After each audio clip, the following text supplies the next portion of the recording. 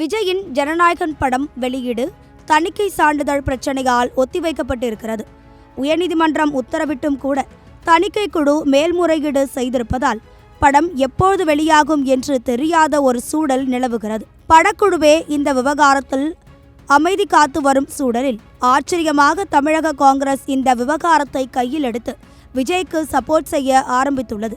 சட்டமன்ற தேர்தல் நெருங்கி வருவதால் காங்கிரசின் இந்த ஆதரவு பல்வேறு கேள்விகளை எழுப்பியுள்ளது. ஆட்சியிலும் பங்கு, அதிகாரத்திலும் பங்கு என்னும் காங்கிரசின் கோரிக்கையை ஏற்க திமுக மறுத்துவிட்டது. இதன் காரணமாக காங்கிரசின் பார்வை தற்போது தாவேகா பக்கம் திரும்பி இருப்பதாக கூறப்படுகிறது.